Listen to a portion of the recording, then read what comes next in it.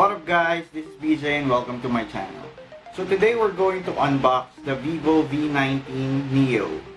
So it has 8GB of RAM and 128GB of storage. So yung packaging niya pa lang maganda na, matte black, tapos may holographic effect yung box niya kung nakikita niyo sa camera.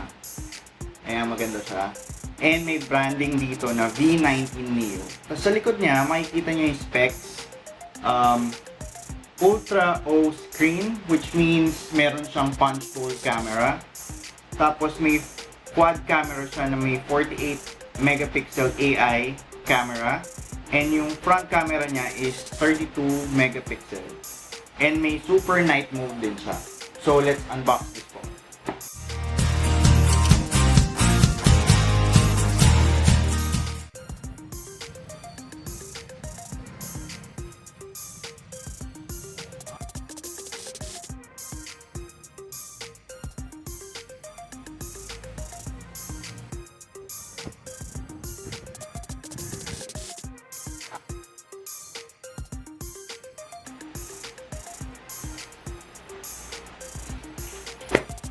So pagkabukas nyo ng box, makikita nyo agad tong isa pang box na to. Ang laman nito is the jelly case. Medyo flimsy lang yung jelly case niya ng onte, but it works.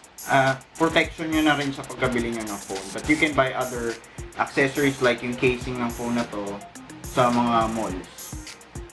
And sa box na to, makikita rin natin yung charging cable niya na USB-C. At least hindi na siya micro USB. And then we have the SIM ejector tool and some manuals and warranty cards. Kita na natin itong phone. Look! Itong variant na to is yung crystal white. But let's put it aside first. Tignan muna natin kung anong laman ng iba pang box. So we have the earphones, and then we have the quick charger na adapter. So ito na guys yung phone. Makikita nyo. I don't know kung ma-appreciate yung color sa video na to, but maganda siya. Para siyang may purple, bluish na white.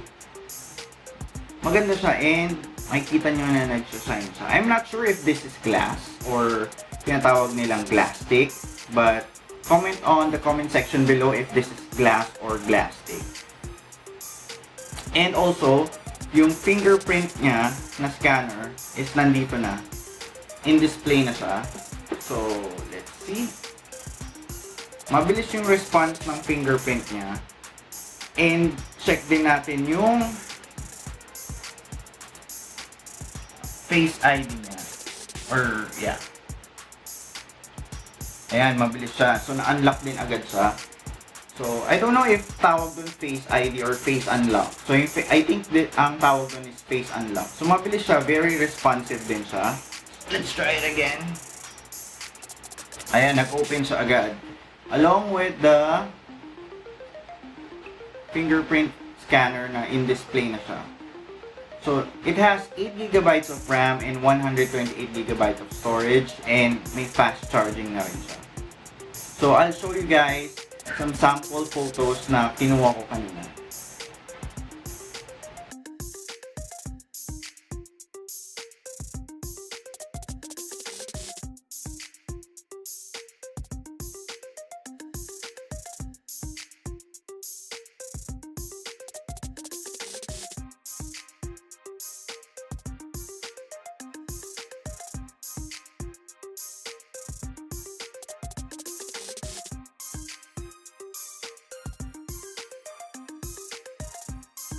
Tignan rin natin guys kung pwede rin siyang pang-vlog yung front camera niya.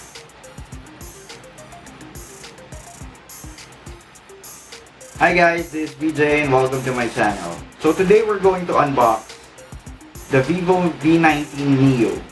Let's see kung worth it yung phone na to.